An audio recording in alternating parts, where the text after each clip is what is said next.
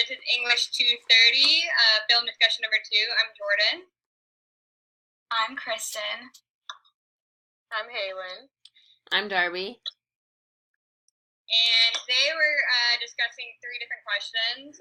So first off, we're talking about the rule, what is the third? The rule of thirds. Rule of thirds for a specific film in the class, and we chose Silence of the Lambs. Okay, so in Silence of the Lambs, in the scene where Jodie Foster is surveying him, and she goes to see him in the first time, and he's in prison.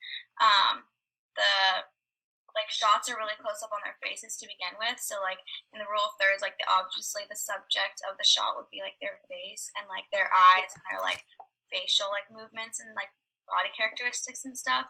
And that shows a lot about who's in control of the scene and what's basically going on. And then at the end of the scene, when she walks away and then he calls her back, it goes it zooms out and you can see both of the people in the scene. And then that's it's not that's when you finally see a foreground, a background, or a middle ground, and a background. For the first time, it's not just their face.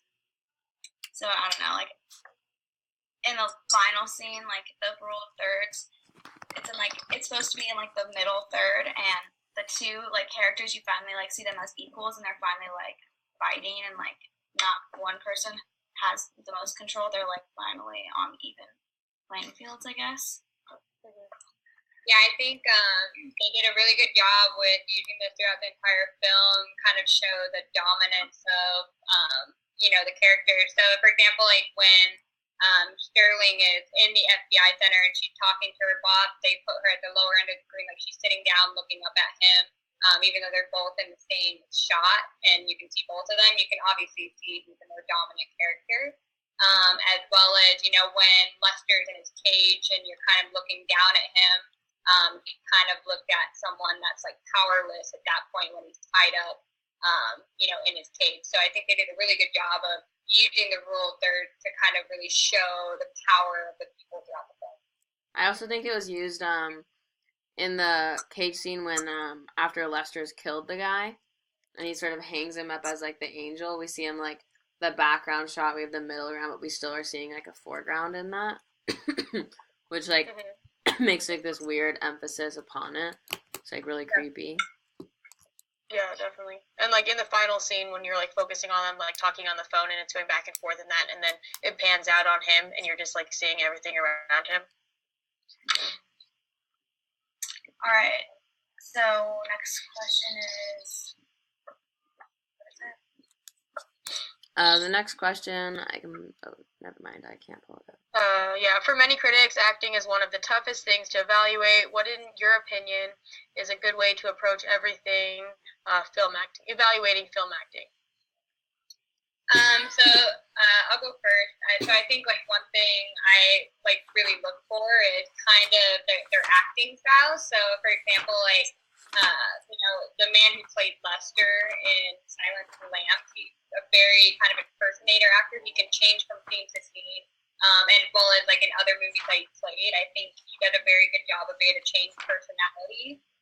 So I think it's a really good way to evaluate their acting style. Whereas the lady that played Sterling, she's definitely someone that picks her roles very more carefully based off of her personality.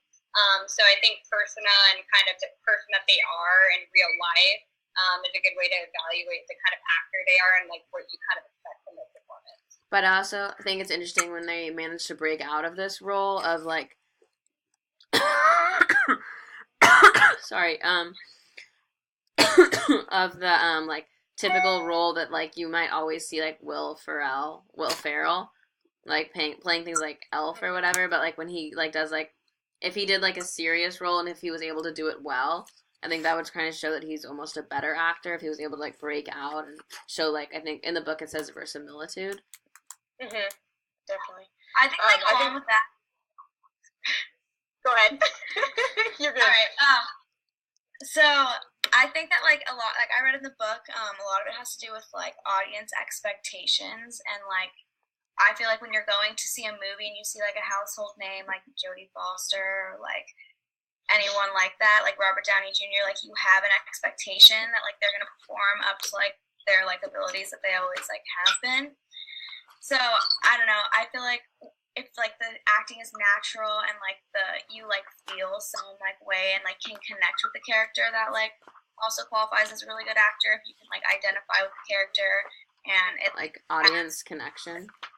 Mm-hmm.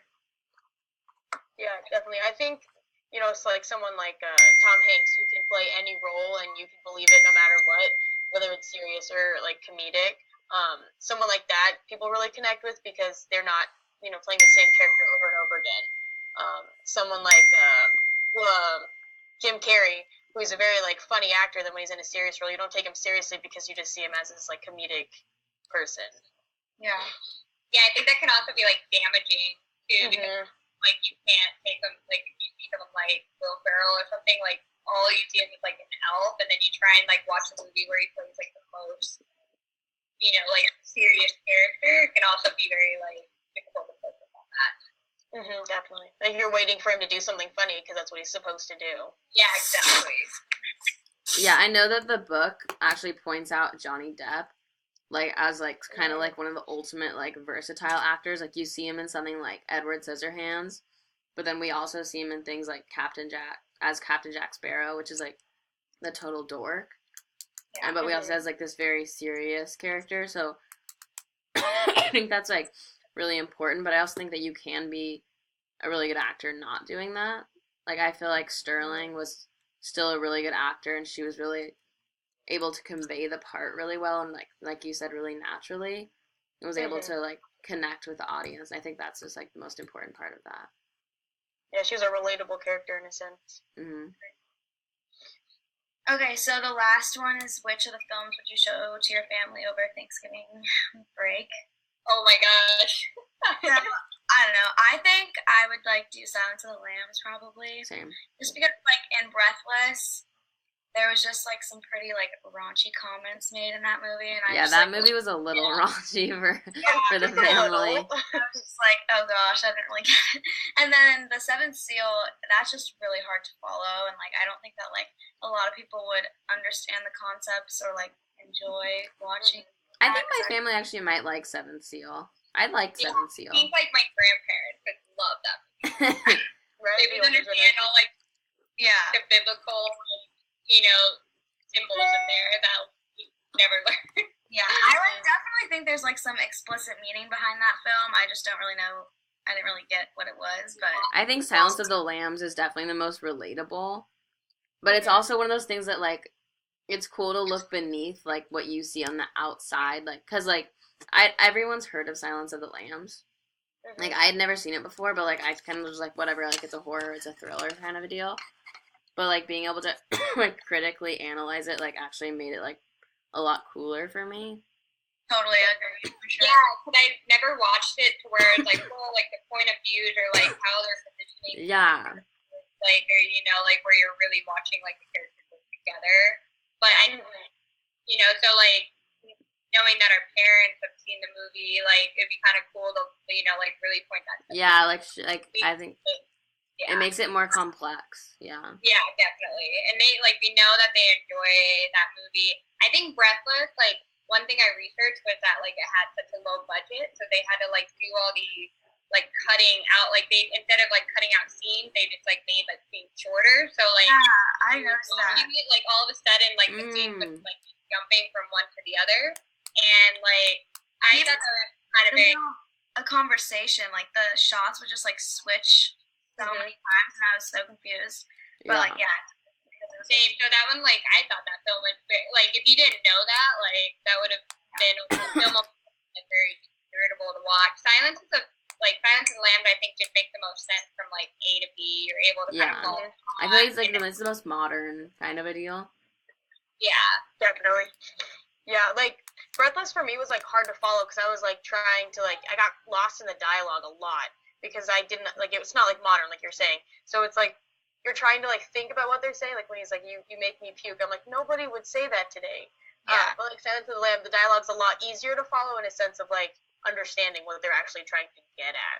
What I thought was cool about the like camera shot too in like Breathless was almost like in the way that it was so disjointed, it also sort of like mirrored the characters themselves that were like kind of disjointed from one another and not really ever on the same page. Yeah, they were saying like how the he basically like a wheeled chair and they just pushed him with the camera, like that they were doing it like so they had to work with like what they had. So I feel like it's almost like your family. It depends on like their values. They prefer like older films, like black films, compared to like more modern. But personally, I know like my family would prefer more modern. Yeah. Yeah, I agree. So, cool. Is that all questions? I think it's so. Yep, I think that's all of them. I think we're good. Awesome. All right, cool guys. All right. Good job. Bye, guys. Have a good night. Have a good one. Yeah, you too.